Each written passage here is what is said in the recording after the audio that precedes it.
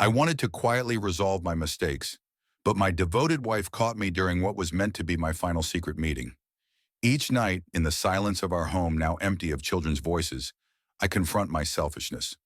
My former wife has every right to resent me. The fallout divided our family, and I've never forgiven myself for my actions. The incident occurred in 2016, when I was 38. I had taken for granted the amazing woman who called me her partner. She complimented me, sought intimacy, and cared for me, always treating me as an equal, never as someone above her. We had been married for 19 years, having met as college sweethearts, and been each other's only significant others. My family adored her, and she was a pillar of support for my sister during difficult times. She was the dependable one when friends or family needed assistance. Together, we had two sons, ages 17 and 15, and twin daughters who were 12. Despite my increasing weight and growing insecurities about my appearance, she reassured me of my attractiveness. Our disagreements were infrequent, mostly sparked by issues of intimacy, which I often shied away from. At my 38th birthday celebration, a new chapter in my life seemed to begin. After a dedicated year of health and fitness, I had impressively slimmed down from 180 to 135 pounds, while she, joining me less frequently at the gym, went from 245 to 210 pounds. Despite this physical transformation and her continued affection, my interest in intimacy didn't revive. We tried rekindling our connection through dinners, dancing, and walks, yet my heart wasn't in it. A new hire at my workplace began to show interest shortly after my birthday. He was a little younger, attractive, and unexpectedly attentive.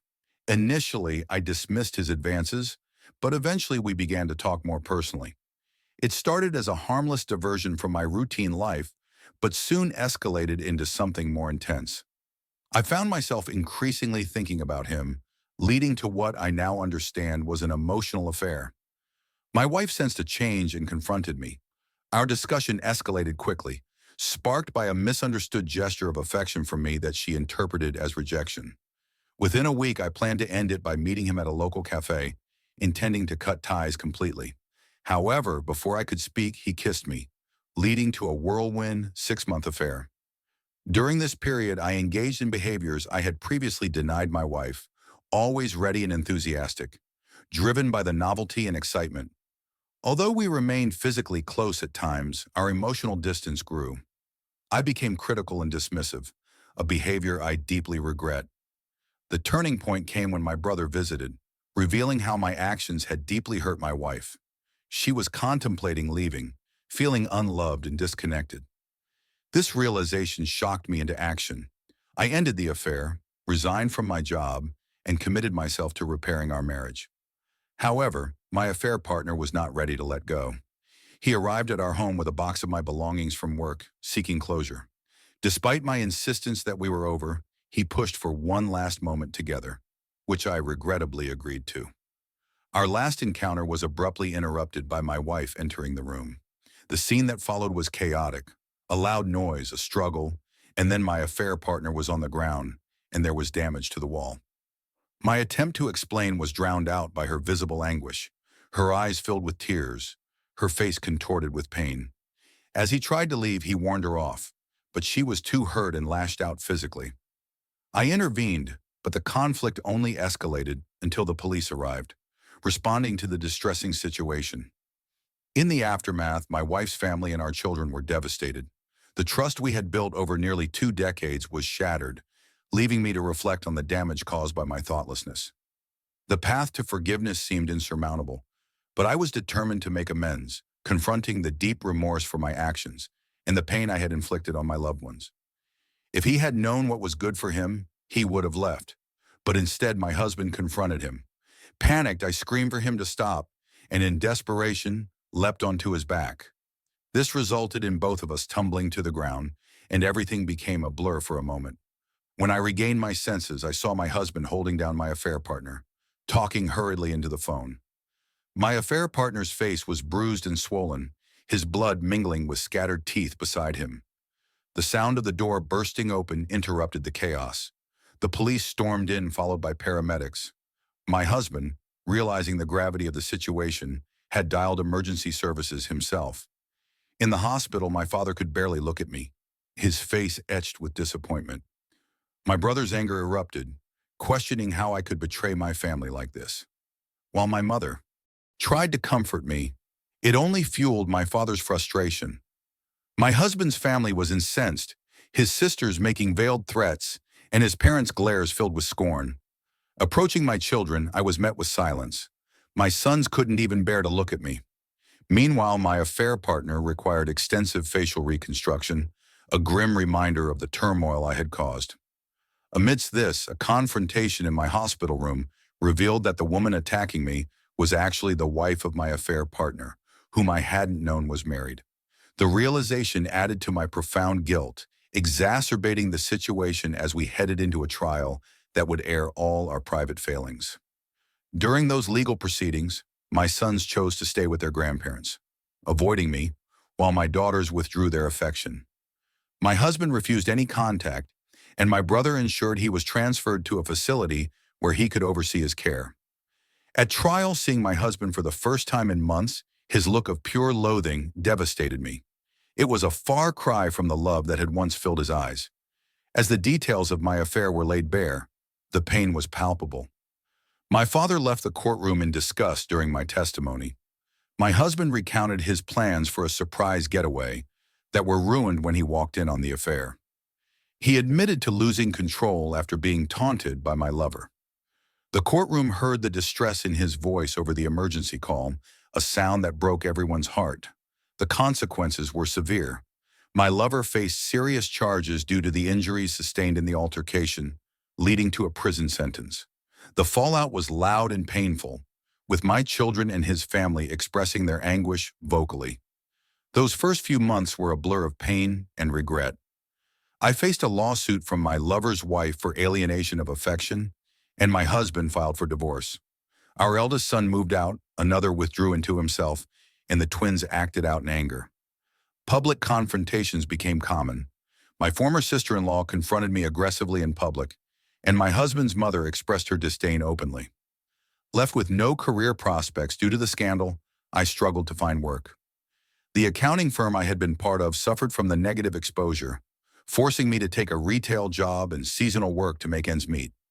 Financial strains nearly cost me my home, and emotional turmoil became a daily challenge, with even my parents nearly splitting over their divided support for me. My brother ignored me completely, and even lifelong friends chose sides, leaving me feeling utterly isolated. Overwhelmed by guilt, I nearly decided to disappear altogether, but ultimately, I sought help from a therapist. She pointed out bluntly that I had come to see my former spouse more as a convenient companion than a partner, a reality that struck me deeply. Nearly a year of silence passed from my children. Whenever I made meals, they would quietly take their plates to their rooms, avoiding any interaction with me. My emotional breakdowns became frequent as I pleaded for just a word from them, but they remained silent. Adding to the pain, my brother married and I wasn't invited, though my children attended the wedding. I kept trying to reconnect with my former husband, hoping my name would appear on the approved visitor list, but it never did. My letters to him were always returned, which only deepened my depression. Then unexpectedly, my brother visited, furiously informing me that my ex was in the hospital, having been injured during a violent altercation in prison. He blamed me before storming out, leaving me devastated by the truth of his words. For 4 years, I tried to communicate with my ex, sending letters that were always returned unopened.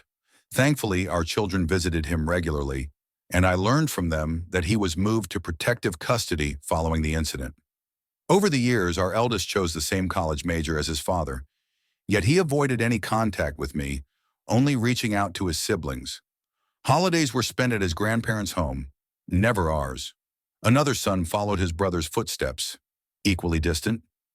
Although my twins were tough on me, their regular visits to their father seemed to improve their spirits. Efforts to connect with my brother's new family were rebuffed, and I was asked to leave their home during a visit. However, my mother kept me informed about the family, despite my father's continued refusal to acknowledge me. In early May, to my surprise, my son returned home. I didn't inquire about the reasons, simply grateful for the presence of my children. For 4 months we coexisted, and gradually they began to speak to me again.